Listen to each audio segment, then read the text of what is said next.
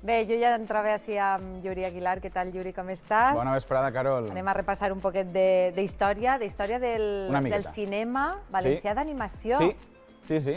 Anem a començar a parlar d'este juguetet que m'has portat. Ui, és que sempre me porta alguna cosa. Jo, quan entre per la porta, ai, que dura este xic, ui, que dura este xic. Doncs mira, m'he portat esta peça que ve molt bé per a parlar del que anem a parlar avui, que és el que tu has dit del cinema d'animació valencià.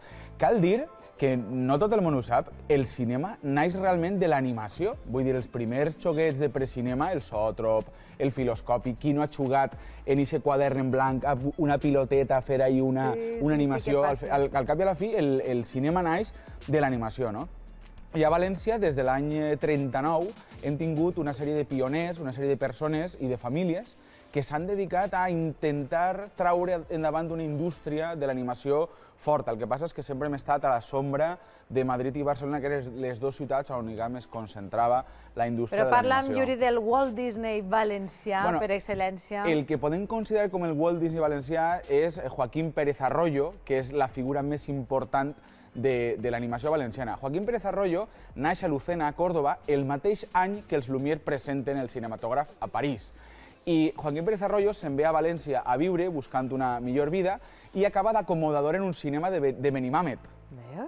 I com era una persona que li agradava molt dibuixar i que li agradava molt fer dibuixos, munta una agència de publicitat i comença a fer animació i xicotets clips d'animació i muntar el que seria, diguem, el primer estudi d'animació a la ciutat de València amb membres de la seva família. El seu fill també continuaria tota aquesta indústria. I este projector és molt interessant per a parlar de Joaquín Pérez Arroyo perquè gràcies al projector jefe, Joaquín Pérez Arroyo va dissenyar tota una mena de personatges per alimentar, de material fílmic este xoguet. De personatges? Sí, podem trobar, per exemple, a Tom Mix Ito, el gos Sèneca, Quinito, que són tota una sèrie de personatges del que els valencians no hem sentit parlar. Que s'han perdut, perquè aleshores en aquells temps no hi havia merchandising, no? No hi havia figuretes de... perquè igual, si no, encara tindríem... Sí, si tinguem un merchandising, exacte, però clar, què passa? Primer passava una cosa, que l'any 43 es fa obligatòria la projecció del nodo, i els cinemes, diguem que ja no tenen aquest espai per a projectar curtmetratges d'animació. Per tant, ahir ja tenim un primer bloqueig a l'animació. I després què ha passat? Que tot el cinema de Pérez Arroyo, del qual la Filmoteca Valenciana i altres filmoteques han recuperat al voltant de 110 títols, tot aquest cinema era un cinema domèstic.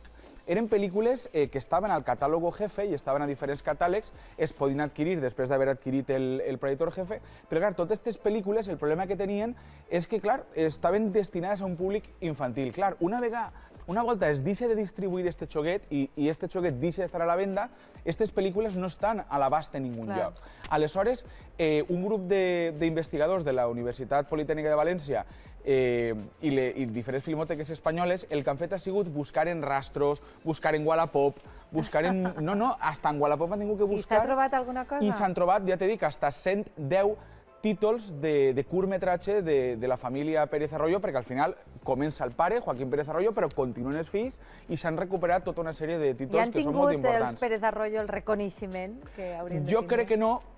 Jo crec que el reconeixement partís del fet que jo estic així reivindicant una figura de la història del cinema valencià, com és la de Pérez Arroyo. Cal dir, i després ho comentarem... Però el seu treball no s'ha exposat enlloc? Bueno, fa uns anys, fa 3-4 anys, si no recorde mal, al MUBIM, al Museu Valencià de la Il·lustració i la Modernitat, es va fer una primera exposició d'aquestes figures, la de Pérez Arroyo, també la de Carlos Rigalt, que és un animador també dels pioners, de fet va començar abans que Pérez Arroyo, Patricio Payá, que també és un nom molt important en l'animació i en la xogueteria valenciana, perquè va dissenyar també un xoguet, que era el Cinema Payá, que tenia també una sèrie de pel·lícules de paper, estaven dibuixades a paper de fumar i es projectaven també en un projector que era més rudimentari que el projector que vos he dut. I precisament avui es projecta el documental al Cinema Jove al principal, no? La veritat és que és una casualitat perquè no estava... Ha sigut una feliç casualitat i el que dius, no? S'ha recuperat el nom, vull dir, està on toca. Jo crec que el fet que avui, a les 8:30, en el Teatre Principal, s'estrena el documental Pérez Arroyo, Alma d'animador, és una bona mostra de que s'estan recuperant algunes de les figures que han quedat un poquet en l'oblit per aquestes particularitats, per el fet que no tingueren, per exemple, un mercat on volcar tota aquesta indústria. En els cinemes no es podia projectar perquè els cinemes projectaven el nodo i les pel·lícules, no tenien més espai. I després és el que diem, que aquestes pel·lícules que acabaren en armaris, acabaren en calaixos, acabaren en la basura i ha hagut que fer una tasca molt particular, de recuperar, d'anar a buscar a rastreis, d'anar a buscar a llocs insospitats. Quines històries contava? És molt curiós perquè el primer que fa Pérez Arroyo és agafar personatges humans, i el que alguns investigadors diuen que Pérez Arroyo potser no va tindre l'èxit desitjat perquè en aquell moment el cinema de Walt Disney el que s'estava fent ja era agafar, animals i humanitzar-los, que era el que estava un poquet en la onda de l'animació. El que estava de moda era animals animats, humanitzats. Això ho va fer Pérez Arroyo perquè, per exemple, tenim el gos Sèneca o tenim a Tom Mix Ito, que també és un lleó, i al final, que jo entra en aquesta onda. En el clan familiar dels Pérez Arroyo... I Disney no va intentar fitxar? Això anava. En el clan dels Pérez Arroyo, perquè no hi ha ninguna prova documental que ho diga, però al documental que s'estrena avui també se menciona, es diu que Walt Disney, l'estudi de Walt Disney, que estava en Burbank, una ciutat de Califòrnia, va temptar als Pérez Arroyo per a que anaren a treballar a Califòrnia per a tot aquest art que estaven desenvolupant, que van ser pioners. Jo crec que, a més, Pérez Arroyo va ser pioner en una cosa. Va fer els primers personatges transmèdia, perquè els personatges de Pérez Arroyo van estar primer a les pel·lícules, després a curtmetratges per a cinema i després inclús en TVOs, amb la qual cosa va ser un dels primers creadors que no solament concebeix un personatge per a una plataforma, sinó per a diferents plataformes. Però es conta en la família que Pérez Arroyo no volia perdre la seva independència ni les seues diverses faenes que tenia en València i que no va acceptar aquesta invitació. No seria fins als anys 90 que l'estudi de Walt Disney compta amb animadors espanyols. Va ser un dels primers, Pérez Arroyo, però tornem a l'actualitat i un dels millors, sens dubte, és Paco Roca. La nostra companya Sandra Calabuig està ara mateix amb ell a l'FNAC de València. A veure si podem xerrar un poquet amb ell i després ho comentem també amb Yuri. Connectem amb Sandra. Bona vesprada. Sí, així és, molt bona vesprada. Estem amb Paco Roca, el gran il·lustrador i dibuixant de còmic, que ens atén avui així. En primer lloc, gràcies, Paco, que ja saben que tens l'agenda molt ocupada. Bueno, pero para vosotros siempre hay un momento, encantado. A veure, avui presentem així, a València, Regreso a l'Edén, que és la teua última obra. Una radiografia a la postguerra a través d'una família. Què pretens traslladar, transmetre al teu públic? Bueno, pues poner un poco cara a alguien que sufrió esa posguerra, ¿no? En cierta manera, es mi madre, y es la historia de su madre en la posguerra a través de una fotografía, que es la única fotografía que ella tiene con su madre, porque su madre murió cuando ella era muy joven, y hablamos de lo más duro de la posguerra en una familia humilde. Entonces se trataba de poner voz y cara, ¿no?, a lo que supuso la miseria de tanta gente durante esta etapa. A més, estem a València y la ciutat de València té un paper protagonista, ¿no?, en esta historia. Sí, la verdad es que, bueno, tenía muchas ganas de poder situar una historia en Valencia y que Valencia fuese reconocible y que fuese, pues bueno, el fondo importante de esta historia. Y para mí ha sido como muy divertido el poder reconstruir, ¿no?, la Valencia de los años 40, ¿no?, esa Valencia que cuando la comparas con ahora apenas hay coches por las calles, es todo como muy vacío. Entonces cuando lo estás dibujando parece que te quieras ahorrar trabajo, pero es que realmente era todo mucho más desangelado en aquel momento, ¿no? Y reconstruir esos sitios además que ya no existen, como la playa de Nazaret, como digo, ha sido muy interesante. Quins altres llocs has dibuixat? Bueno, habría muchos, ¿no?